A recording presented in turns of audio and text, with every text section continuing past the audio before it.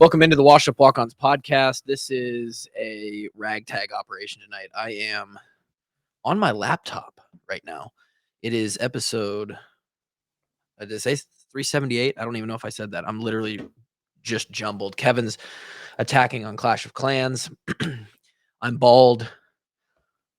For those watching the episode, you get a nice little view of a different angle of my basement. And my computer was being real dumb. I'm going to see if I can't join back in on the actual main computer, but we're here. Drake is not. He would say some cuss words, some profanity. I don't talk about something disgusting. Today will probably be a short episode, and that's okay because we're nearing the holidays. It is, when you listen to this, the 15th, 16th, 17th, 19th? I think it's the 19th. So we're 6 days out from Christmas, my favorite time of year. I believe a couple bowl games have already kicked off at this point. Yeah. Maybe Monday. Yeah. When is the first bowl game? I believe the 17th, the first bowl game's getting kicked off here. So Saturday is the first bowl games. Friday, the 16th. Holy shit. And it's actually going to be a good one that day. UTSA versus Troy, both ranked matchup. That is a good matchup. Yeah. Here's what I'm going to lead it off with. Go for it. No, you go. I was going to say, yeah, there's actually some decent bowl games. And, if that doesn't do it for you, I think the NFL starts playing on Saturdays now, too. Oh, they shift to Saturdays when college gets done, right? They start playing 3 NFL games on this Saturday. Yeah. Man, that's weird. Do you like that? It allows you to watch more games. If there's no college games going on, but there's like 6 or 7 games on Saturday. Man, that's really odd. Then there's a lot on Christmas Eve for the NFL. The bowl game schedule is interesting to me because I don't know what means anything anymore, Kevin. What do bowl games mean? Are you having an existential crisis right now? You don't know what life means? I am. I'm trying to reconcile. There was a time where Boise State would play Oklahoma, and it turned into a fabulous game, and it mattered, and people cared about it. And I just don't know. I don't know what bowl games. First of all, I don't know what the bowl games are. The names change every goddamn year. Yeah, that is, yeah. It's a little unfortunate in that regards that we don't have an Outback Bowl anymore. It's not the Outback Bowl? No, it's not. It's something else now. It was the first year. It's not the Outback Bowl. It doesn't make any sense to me. I mean, sooner or later here, we're going to be playing in the KY Jelly Bowl. I mean, we're just selling out. The OnlyFans Bowl in Las Vegas. I'd sign up for that. Yeah, man, it's a different era in college football, right? So it's the ReliaQuest Bowl now down in Tampa. ReliaQuest. ReliaQuest has been saving their funds. They've been saving their money like a kid with their birthday gifts, and they finally saved up enough to buy a bowl game, huh? Yeah. So no more team coconut shrimp or bloomin' onion. Yeah. No more of that stuff. Oh, and speaking of that game, we got the Illinois Fighting Illini and Mississippi State. It'll be an interesting game to watch. Illinois Fighting Illini. The passing of Coach Mike Leach. We didn't talk about that yet, did we? Happened. No. That happened between now and then. So, for those listening, this is obviously Monday's episode. On the episode that you heard on Thursday, which is a little weird because we're an episode ahead here as we record, but the episode that you heard on Thursday, we had a little, maybe a 2-minute conversation. It was literally an hour after it was announced that Coach Mike Leach had been taken to the hospital. And we decided to cut that because we were sort of talking. We certainly weren't talking in a tone that was as serious as the situation was, and it just kind of sounded bad. We weren't making bad jokes or anything, but then that situation got real bad and all the way bad, and he passed away. And we talked about it on a little bit when we mentioned it, but there really was nobody like him. Like, he One of a was kind. Absolute one of a kind. his mind worked in ways. He almost reminds me of my dad a little bit, to be honest, the way he would go off on, like, these random stories. I mean, he would spend 3, 5, 8 minutes on the most mundane shit. My favorite was the one where he's talking to the reporter about getting married, and he's like, "The women lose their minds."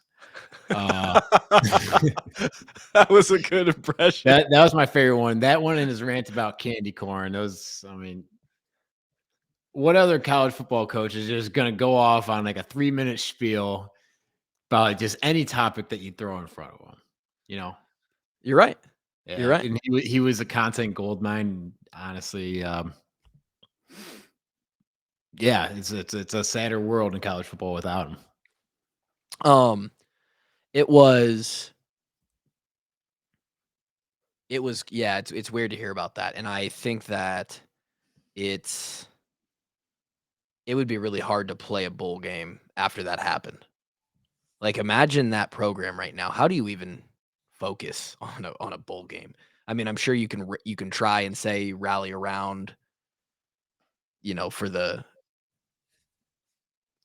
do it for coach, but Mhm. I mean, I don't know, man. Yeah, It's I no idea. Again, that's something we obviously never had to deal with, thank God. But yeah, it's definitely a tough situation for that team down there, and I don't know how you attack this month with all that happens there. back to maybe for them it's better because the bowl games don't matter as much, but back to the idea that these bowl games are sort of losing their meaning. Do you think that expanding I've seen both. I've seen both. Do you think expanding the playoff to 12 teams, and we haven't talked about that yet on here. Do you think that makes bowl games more important? Or what does it do to the 40 bowl game slate, right? Because now we have essentially you're going to have I assume they're going to use 6 of those bowls for that first round, or I guess yeah, I'm not even sure how that works. So I think the way I've heard it is the first round would just be at the higher seeds place. Then the next round will be then There'll be a like the next round and the semifinals will be the New Year's Six bowls, and they'll just there'll be rotate who gets to be a okay. quarterfinal, who gets to be a semifinal, and then you have your national championship game. To your question, does it make the bowls be more important or less important? I mean, I don't know if it makes a difference at all, right? I know obviously people out there and fans are saying like, oh, bowl games are useless now that there's a college football playoff. Well, okay, yeah, there's 4 teams fighting for a national championship, but that's 10 years ago. It was only 2 teams. Were bowl games useless then, or um, I don't know, man. To me, it's another opportunity to go out and play a game of football with your teammates. Coach Parker would always say is like, I don't care if we got to go play in a field in front of no one, as long as there's 2 teams and some refs there, we'll go play and we're going to try to beat their ass, right? I mean, that's all that really matters to players, right? Um, and if bowl games don't matter, does any game at all matter once you're eliminated from the college football playoffs? Say you lose 3 games, say you're 4-3 in the middle of October. Do all the games just stop mattering? I It's don't think it matters any less, right? well, yeah, I don't know. I don't know. You bring up a really valid point that when there was just 2 teams that got picked to play for the BCS championship, that was back in the time when every game mattered. But I suppose, is it a thing where, okay, at that level, and I guess at 4, it doesn't really make a difference because it's still just 4 teams out of 131. But at that point, it's like, okay, only 2 teams are playing in the bowl game or in the championship. Only 4 teams are playing in the championship. So yes, the vast majority of teams are just playing in other games. I don't know what changed it. Maybe it's the portal. Maybe it's the fact that these kids are maybe it's the decisions of the kids, and this is sort of where I'm going as we get to the Iowa-Kentucky game. I mean, this is gonna be a battle of the twos, bro. I mean, it's like, have you seen, I mean, Levis isn't playing, and Mhm. neither is their star receiver, and I don't maybe not their running back. I Bet mean, we're going the under. what is, do you know what the line is at? It opened at, like, It was 32, low thir 30s when I think it was like 34 or something when I first saw it. I'll pull it up Um, here. These dude, I have not heard, by the way, I have the bowl, so my computer finally loaded up, which 31 is and a great. half now. 31 and a half. It's at 31.5. So, So is that the record now? Because we were talking earlier about I forget which game it was, but like 32 something. I was playing some other one is the lowest total ever. I just looked it up right here. College football odds history, closing over under. Holy fuck. There was a game that closed at 90. Yeah. One game in the Oh, history has it had to be like Baylor TCU back when the Big 12 never played defense, it doesn't like show 10 me years the ago. team it doesn't show me the teams though, but this is an interesting little, this is from teamrankings.com. The top is 90 and then the lowest is 31.5. That's where we're at right now, baby. 31.5, and there's been one game that closed at 31.5, and I think that was Iowa this year. Was that Iowa, Wisconsin? No, I think Wisconsin Or did that close at 32.5? 32 and a half, I want to say. Here we go. College football game has lowest over-under betting line in 20 years. Oh, it was Iowa, Minnesota. That's right. Iowa, Yeah. Iowa, Minnesota closed at 32. Dude, and you're on this website. What the fuck? Me? Yeah, it's the picture of you and Ryan carrying the pig off the field in Minnesota. Oh, that's cool. That's a good picture. Yeah, and well, guess what? The under hit in that game. So It sure did. It sure did. Wow, what a great picture there. the Wisconsin was 35 and a half. 35 and a half. That wow, Still barn hit. burner. Barn Still burner. hit 34 total. Do we know how many games went under this year for Iowa? Oh, I want to say they were like 9-3 ish. I was gonna say 9-3. They went over in Northwestern because I remember I bet that under. They They did. went Yep. they went over in the Rutgers Michigan game. game, I want to say. I think they went over with Rutgers as well. What was the Ohio The State Michigan game over? final was 17 or 27-14. Oh, so they went under by a point. It closed at 42. So under South Dakota State, under Iowa State, under Nevada, Rutgers, 27-10 final. The was 34. So that was an over.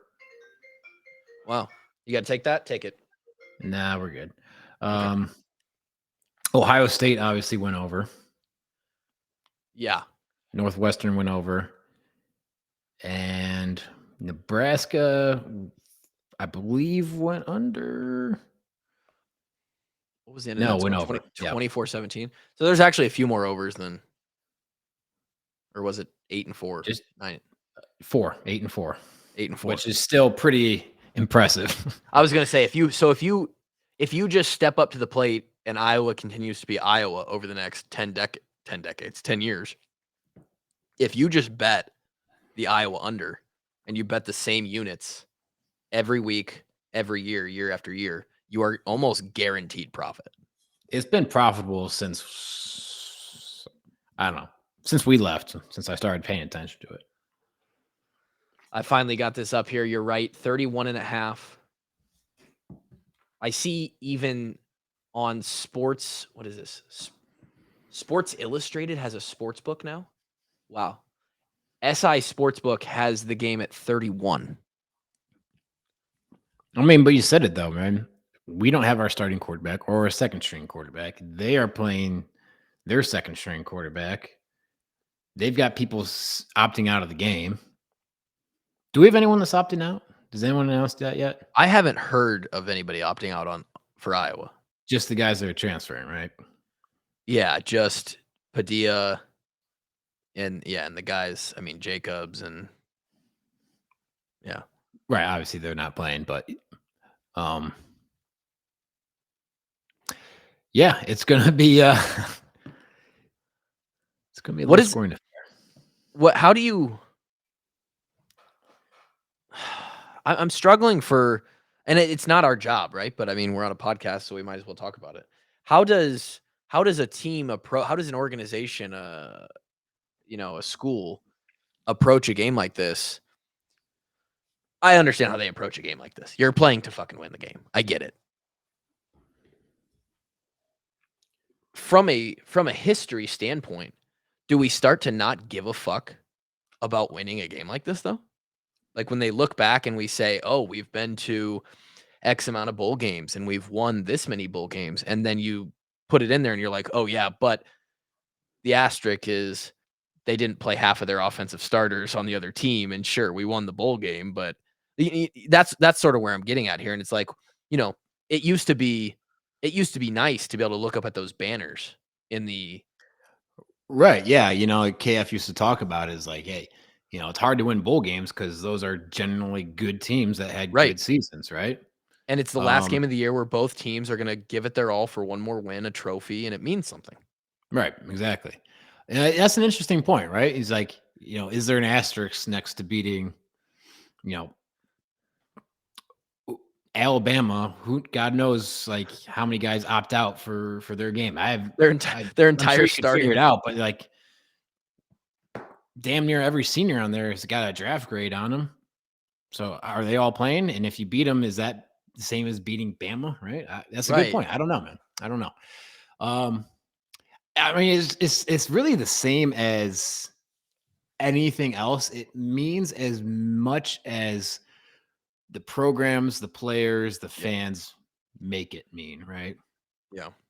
So, like, if you don't care about football at all, your school's a basketball team or whatever, Right. and you lose a regular season game, it's like, oh, it doesn't mean a whole lot because we never made it to mean a whole lot, right? If you Yeah. have a culture of losing like this, like, you take any team that hasn't made a bowl game in God knows how many years, like, oh, we just lost another game. That's just standard procedure around here. Then it doesn't mean a lot, right? But because we make big deals about them, because we put a lot of effort to them, that makes it mean a lot, right? Yeah. So I think anyone who puts the effort in, guys who are preparing all month for this game, it'll mean a lot to them, right? I don't care who's playing on the other side of the ball. Sure. Yeah, no, I agree with that. In this sense, I think that the expansion to 12 teams with the way that things are going, I think that for those 12 teams, it almost saves and props up, at least through 12,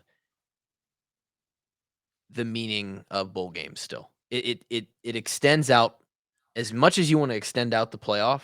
It will make those games more important for those teams for 1 through 12. However, I think the bigger the playoff gets, and I don't know if this is where we stop, which is the scary thing. I mean, right? They're going to try to turn it into March Madness. I mean, here's the thing. Like, if how Well, I mean, obviously, like any team that's in the playoffs that still has a chance for a national title is going to mean right, the world a, to, right? a whole lot. Yeah. So there's 358 Division 1 basketball teams. That is an absurd amount.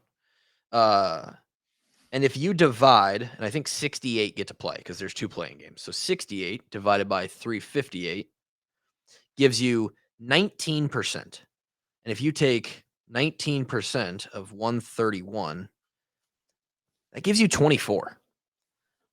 So, And, you know, as much as I love March Madness, right? It's a lot of fun to watch. super fun. You can argue that letting in 19% of the teams devalues the regular season a little bit, right?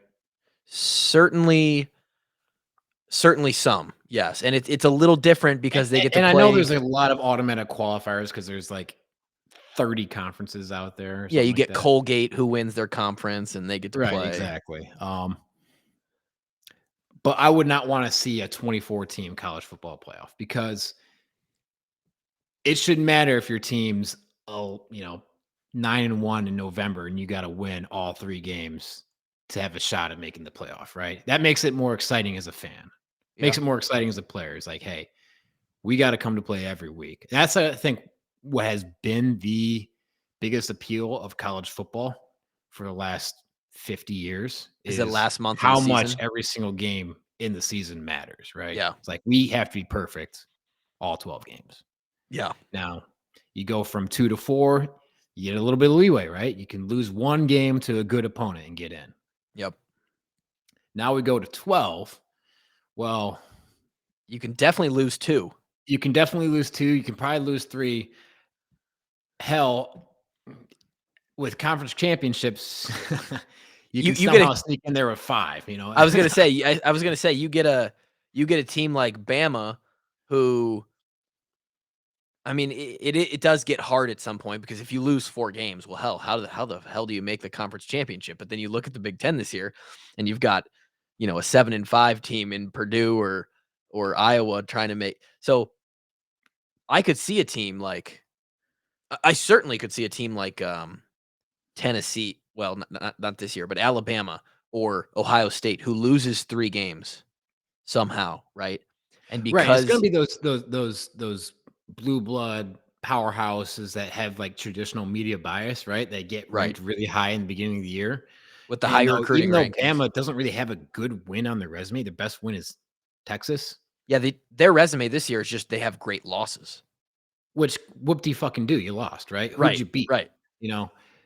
And there'd be no question that they'd be in this year. Are they probably one of the best 12 teams in college football? Yes. Yeah, But who'd you beat, right?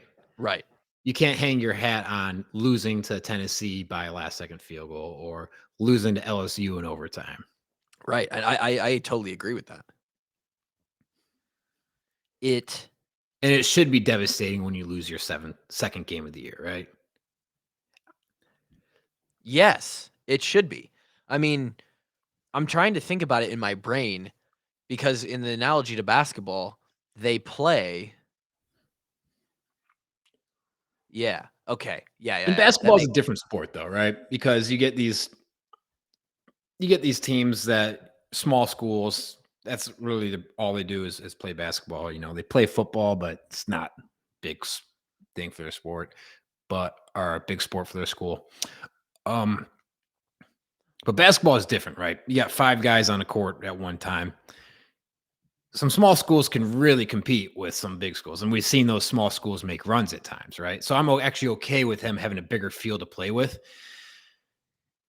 Football, like if you're not in the top 10, there's really probably no chance you were ever going to compete for a national title in the national collegiate football Yeah. scene, right? Yeah. Yeah. Yeah. Yeah.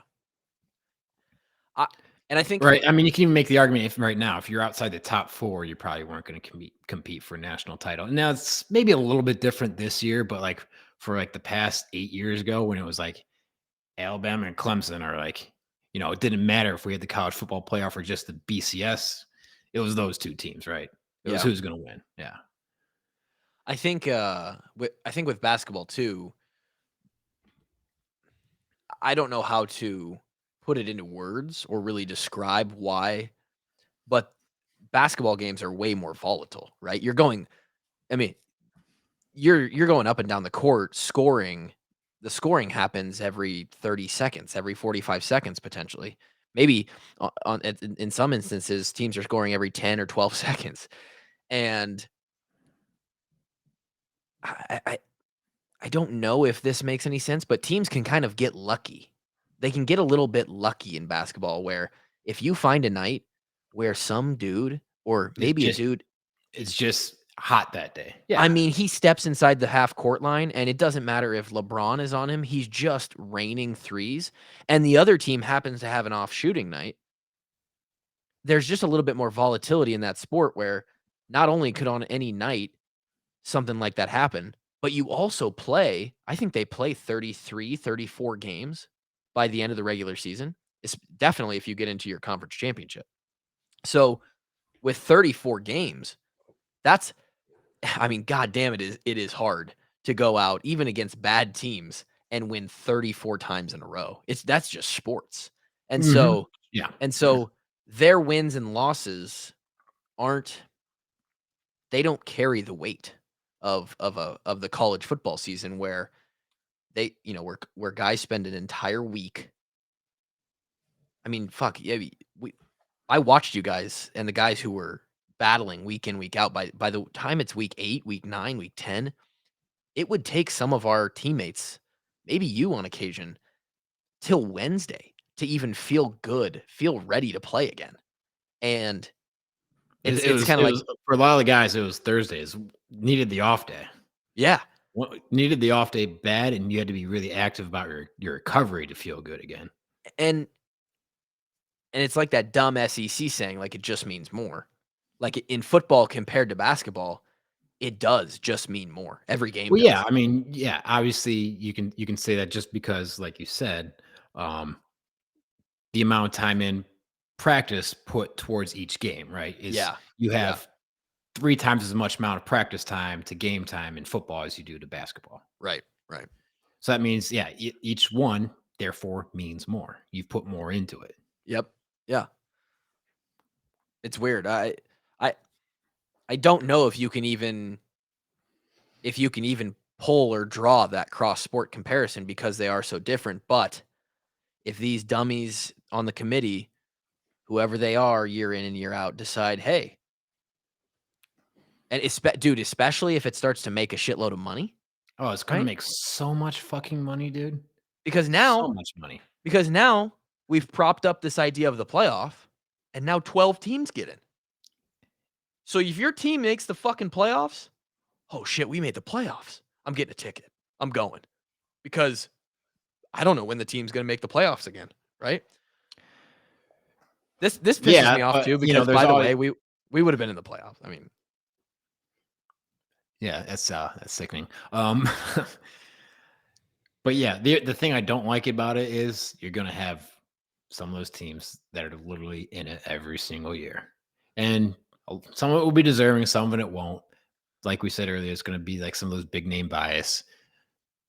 But I'm not gonna lie, I'm a little happy to see Alabama out in the cold this year. that is nice to see. I would love if the parity in college football played out sort of like it did this year where Alabama, Clemson, I mean, those two were running shit. And now neither of them are going to hold that trophy. Now Georgia has pretty much solidified themselves over the past 3 or 4 years as like, fuck, man, they are. They're But top dog now. but I'm okay with that if a team goes on a 5-year run. And but Alabama for the last how many years? 12 years? It's like, okay, well, it's just 13 them. years, yeah, since '09, it's been a Bama show. I just pulled up the FCS bracket to see how many teams make their playoffs. And it looks like 2, 4, 6, 8, 10, 12. It looks like 24 teams make their bracket.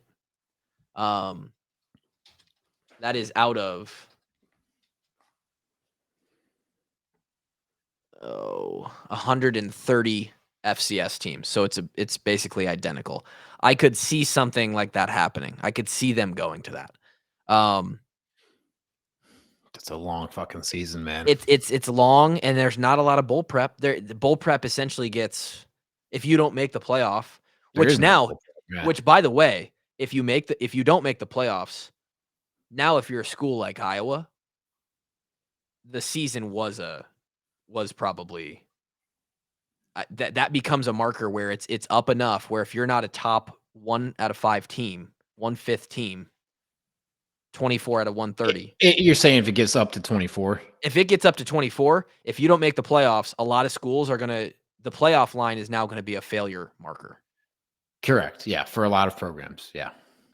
You I'd know, say like the top 25% of each Power 5 conference, like the goal is going to be to make the playoff. It should be. right, right, and for the Big Ten, The even with thing about I probably don't like about the idea of a 24 team playoff is the metric for getting in becomes a lot more subjective. subjective, because now you're down at 24 and you're like, okay, there could be 6 teams that might be 24th in 10 different people's opinions, right? Mhm. Sure. Yeah. Now, at that point, you also, there's it becomes like the NCAA tournament where, there's like the first 4 in, the last 4 or the last 4 in, last 4 out, and there's 6 teams waiting there on the bubble. And if you're a bubble team and you don't get in, you can't really be mad about it because, hey, you're fighting for 24th, right? Yeah. Yeah. Right. Yeah. Sure. Yeah. Right. You probably weren't going to win the national championship earlier. Like I said, like Yeah. the way college football is right now is if you're outside the top 10, you really don't have much of a chance. Right. And I don't think, again, because it means more, because there's such a higher level of preparation, and I believe, even though it's hard for me to explain it, a less volatile result, less volatile results in football. Um, I don't think that if you put 2014, if you lined them up right now and put 24 into a bracket, I think you're still probably going to get the top 8 teams. Like, there's not gonna be upsets like there are in the basketball tournament. I don't think there may Not be a couple every once not in a as likely, right? Not as likely because again, football is more of a team sport. You need a whole collective team playing right, very well versus basketball. Like you can get by with one guy just going the fuck off, right? right. Yeah, the quarterback in football can't just take the snap and just, score sometimes, Yeah, but unless your name's Cam Newton, but or Johnny Manziel. or Vince Young, but those are very rare occasions that come across college football like once every 8 years. Yeah, upsets will happen, right? Because upsets do happen, Yeah. just like they do in the regular season. But I don't think you'll see teams go from 24, beat the number 1 seed, and just make a run at it, right? No, and I mean, here's the like thing in foot we had some pretty good upsets in our time, right? We beat sure Ohio State by a sure did. lot. Fucked them. Do you remember what we did the next week? Yeah, we lost to You Purdue in you our home revert state. back to the mean eventually. And that's the thing, Kev, because in basketball, what does basketball require physically to compete with the other team? It requires a lot of cardio and maybe a little bit of that skill luck happening where you're just on fire, right? Technical But in skill, sure. in football, the physicality, the beat down on your body is so much more important that after a game like that Ohio State game we played, where every guy is on octane, right? 200% effort. We're trying to drive these fuckers into the ground. That takes a lot out of you emotionally, physically, and to in a playoff scenario come back a week later. If you're an upset team, right? You just upset whoever. Now you're expected to go do it again. And And you're now if telling you me want that to we can't go out and celebrate that upset we just had?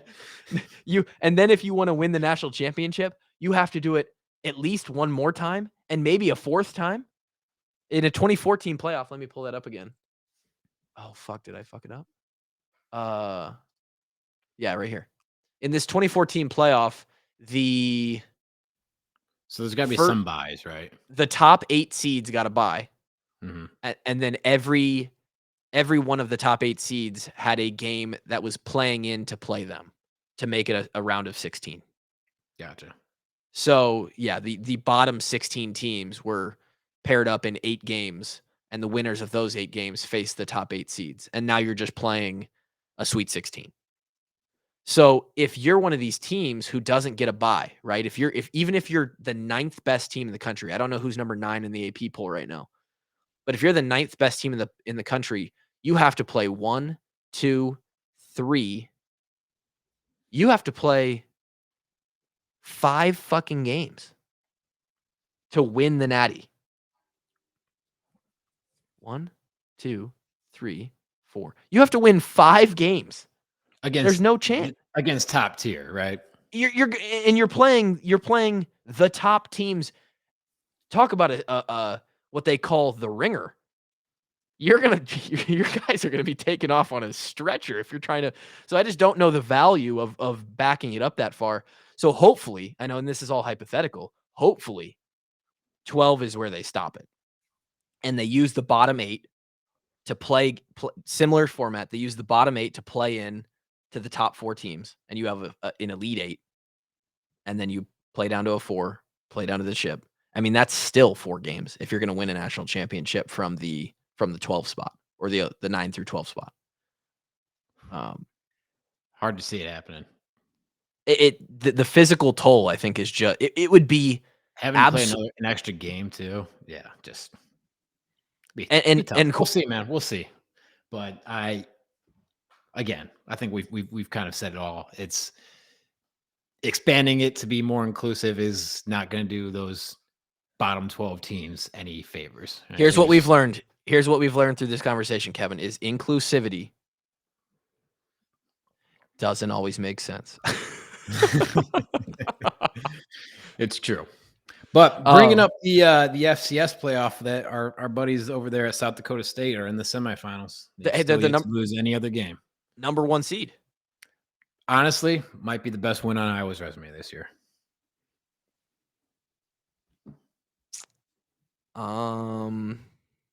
Wisconsin was okay. Wisconsin finished 6-6. Okay. You might be right. Minnesota. Yeah, Minnesota or South Dakota State. Wow. And just for shits and giggles, by the way, with what we just talked about, the highest team in the Final Four is a 7 seed, and they upset the 2 seed. So they played one of the playing games against a non-seeded team, and then they upset the 2 seed, and now they will have to upset North Dakota State, the 3 seed, to then go and play probably South Dakota State, the 1 seed. Yeah, dude, I think South Dakota State has a chance. They played in a barn burner game. I think they beat North Dakota State. They're obviously rivals, 24-21 earlier this season when they played.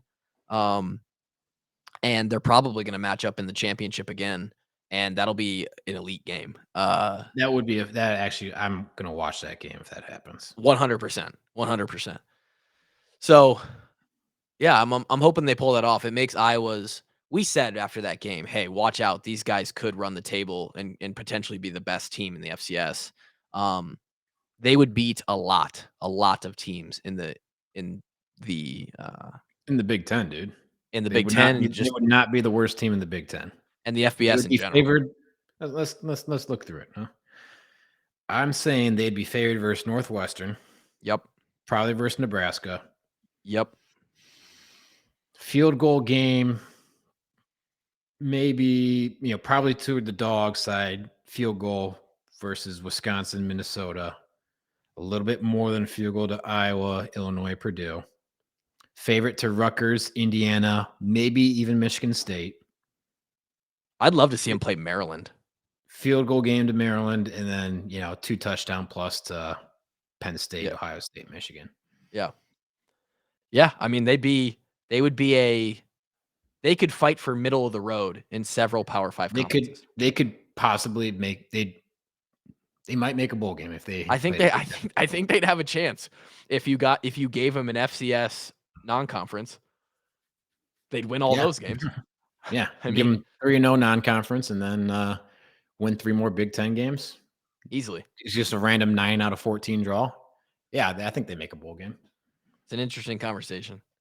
Those are a lot of kids who are like a lot of kids like us who end up at Iowa, but there's just only so many spots at Division I programs, and then the kids who for some reason couldn't get a look or just didn't get a chance, they end up at that program.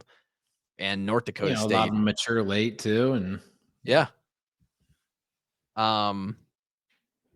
Let's see, what else did I have on the docket tonight? I think the only thing left with that playoff talk was Smith and Jigba for Ohio State sitting out of the playoff. And I realized he was hurt this year a lot. So, but god damn, we got players sitting out of the playoff, bro. word on the street is, he was dealing with that injury. Was dealing with that injury. He had already had his sights set on the NFL. I was gonna say he's dealing with an agent too already. Oh, I'm sure he is. They all can have their agents now, but word on the street is like he kind of checked out of this year. I don't know if it's true or not, but that's just the scuttlebutt. Is it hard to believe though? How many guys did we know who like just really didn't care like we did? There were some. It wasn't a large percentage by right. means. And honestly, the ones that maybe come to mind didn't work out a whole lot for them. That's Maybe they that's should have cared a true. little bit more. At Iowa, those guys kind of wash out. Iowa's pretty good at weeding those guys out, but there's those guys are out there certainly. That just Yeah, I mean, was it Jamar Chase who just sat out the whole year and just waited for draft day to come around? it might have been him. I don't know. Smart Or move. was it Jordan Jefferson? Justin It was Jefferson. one of the LSU receivers. I want to say it was Jamar Chase. Well, it worked out for him. I think it was the COVID year too, and he just like, I'm just not going to play this year. Yeah, I mean, here's what's still top 10 pick, right? Here's what's weird is Nick Bosa sat out. He's like, "Fuck it, I'm done" after week 5 or something like that, right? Yeah, that was that. I remember talking about that. That was. It's just for a guy like me and you, that doesn't enter our psyche. It doesn't make any sense. It doesn't compute because mostly we're not that talented. I mean, there's making decisions for your future, right? Right. And then that is selfish, right? In some certain instances, yes, absolutely. No, I mean it absolutely is, right? You're making the best decision in your mind for yourself, right? Yeah, Which, absolutely. at a certain extent, like guys sitting out the ReliaQuest Bowl. Okay, whatever. So sitting out a whole fucking season on your teammates. I agree. I as a guy, if that had happened to us, I'd be like, what the fuck is up with this dude? Yeah, well, and I was just gonna say, right, like, hey, maybe for you and your personal and no one else gets to judge this because it's your life. You get to go do what you want to do. Maybe you go to the NFL like Jamar or Justin, whoever made that decision. They're now one of the best players in the league. Bosa is one of the best defenders in the league. You're making millions. Great. But on a bigger level, right, that whole thing of making men and making good fathers and good people that KF likes to harp on and is big on. I don't know if that kind of decision speaks to you in life being a person who and maybe it's not that deep, but I don't know if I choose you to go to war with, right? I don't know if you're my ride or die as a friend.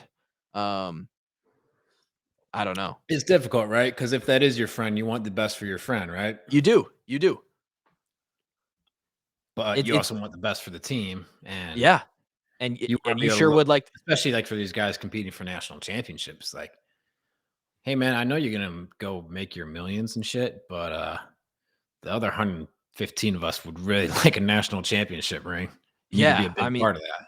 Fuck, it's the money is so big now that it makes it really difficult. Because I'll be honest, if I was in that position, I can't say I wouldn't. I don't know what I would do. No one can say what they would do unless they're actually in that position, right? Right. So it makes it hard to judge. Yeah. So this comes out on the 19th. By that time, all of these bowls will have some of these bowls, Kevin, I swear to God, the Hometown Lenders Bahamas Bowl. Dude, I would love to go to that bowl. Go to the Bahamas. The Bahamas Bowl is Yeah, that would be cool. The field is trash every year, but it looked Who like gives a shit, man? You get to go to the Bahamas. Can you I agree. imagine? Can you imagine the night after the game in the Bahamas? Oh, bro. The one night of the year, there's absolutely no rules, and the coaches don't give a shit. You're in a foreign country, man. You're in a foreign country. Yeah, exactly. Oh, dude, that would have been a problem. I know that would have been a problem. That would absolutely be a problem. I would have loved to go to the Bahamas Bowl. That UTSA Troy game is the Duluth Trading Cure Bowl. Louisville versus Cincinnati in the Wasabi Fenway Bowl. What the fuck? Wasabi? Wasabi is a Jackson. brand? I thought that was just I just a thought it type was a of hot. sauce. I thought it was a hot green paste that in Japanese food. Jackson State versus North Carolina Central in the Cricket Celebration Bowl. No, Dude, how come Jimmy Kimmel has the LA Bowl? he's got his own bowl. What does Yeah. he need a bowl for? And then as you get up a little bit, I mean, at least there's some. Roofclaim.com Boca Raton Bowl. I mean, I'd go to Boca Raton. I I'm wouldn't not be mad saying about going to Boca Raton. The Radiance Technologies Independence Bowl. Dude, these are not cheap to get the fucking naming rights of a bowl game. It depends, honestly. Some of them aren't that bad. Really? I think you can get some. This might be dated information, but there's some that you could get for like $250,000. Whoa. Dude, we're coming up on that. Are we going to get a washed up walk-ons? Well, I'm pretty sure the Walk-On's restaurant got a bowl game this year, or they have one lined up in a couple years. They had one in years past. I don't know if they still do or not. I don't see it on here anymore, so they must have dropped that. But can you imagine the washed up Walk-Ons bowl game? Well, yeah. You can only bring your walk-ons, no scholarship players. No scholarship players allowed. You have to play with 30 people. Tell you what, the players in that game would fight their ass off. Would it go over 31, though? No. Well, I don't know. Maybe it might go over 91. It might go one way or the other. It's going to go one way or the other. It's going to be no one scores or there's no defense, one or the other. Yeah, so I like how the Rose Bowl game is still the Rose Bowl game presented by whoever decides to sponsor it every year. Yeah. The Tax Slayer Bowl, Tax Slayer Gator Bowl, that's not one you want to find yourself at. The Hawk Slayer Bowl. They should just rename it that. We were going to do a top 5 Christmas. I don't want to do a top 5 without Drake. Well, you could read him Drake's quote, and I don't think he wants to do that top 5 anyway. All right. So we want to do a couple Christmas top 5s as we near and are around the Christmas holidays. Do you have your top 5, Kev, that we're going to do? Yeah, I got it if you want to. Okay. So we're going to do top 5 Christmas movies tonight, right? Christmas movies, obviously a big part of this time of year. And Drake, who was going to make us push it to actually right about now, if we were going to get him on the recording, which he knows we record on Wednesdays. I don't know what he's doing. He said, let him know my top 5 is all Christmas movies fucking suck. So there's his attitude with it. Spoken like a man with, not surprising out of Drake. Not surprising out of Drake. Sometimes I don't appreciate his effort. He is the Grinch, and his heart was just 5 sizes too small. It's about 50 sizes too small, but we'll roll with this. Do you have 5? Did you have to do any honorable mentions? I had to kick one out, and I'm going to honorable mention it here. You're going to honorable mention one? Yeah. I think I got a pretty good 5. My honorable mention would probably be Elf, I think. Wow. Okay. Elf is like your top 2, or I'm guessing, huh? It's top 2, not 2. Okay, so Elf is my honorable mention. Okay. My honorable mention is Polar Express.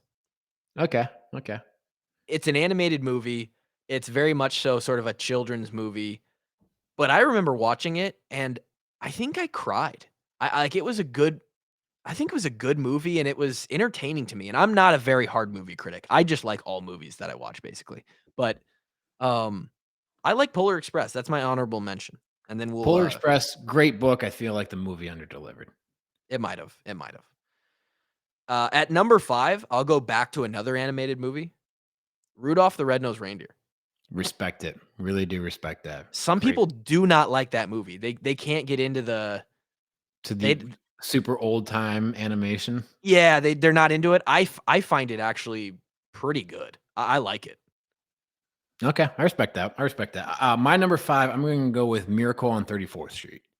Okay, and see, I searched before this when I decided we were gonna do this, a list of just, 50, 100 Christmas movies, just to make sure I wasn't forgetting any, and, this one was one that was high on a lot of lists, and I hadn't even heard of it. I have not Oh, heard of them.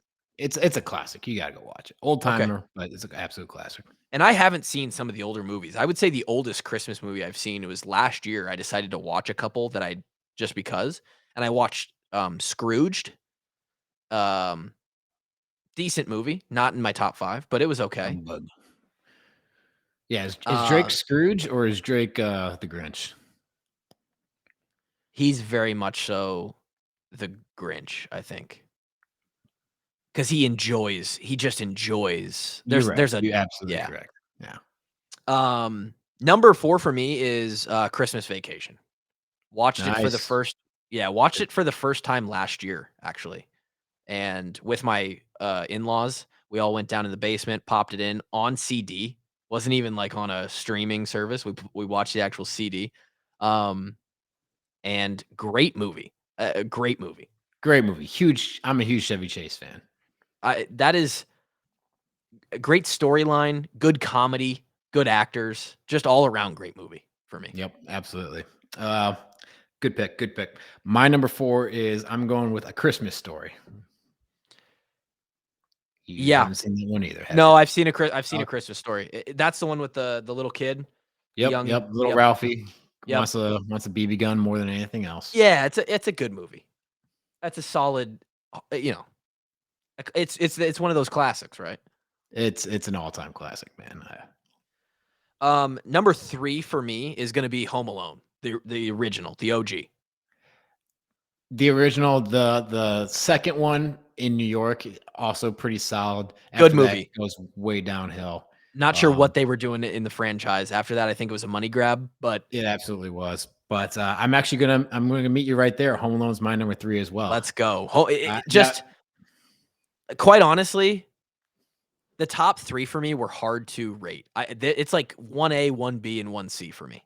Home Alone is a movie that, like, when you're a kid, you get a little worried. You're like, "Oh my god, is someone gonna break into my house?" Like, I a little remember. bit, but as a kid, you're also like, awesome. Like, I get the whole Yeah, house to myself. I can do yeah, whatever I want. And he just starts going off. yeah. Like, that is the dream as a little 8-year-old kid, Dude, especially when your name's Kevin. oh, fuck, I didn't even think Kid about was my that. idol. Yeah. Kevin! What did Um, you do to my room? uh, like, so many moments in the Home Alone movie are so like, memorable, like, when he puts on the aftershave and he in the Mhm. face, he's watching the mobster movie, he's like, "I'm gonna give you 10 seconds to get out of my office. 1, 1, 2, 2, 10." 10.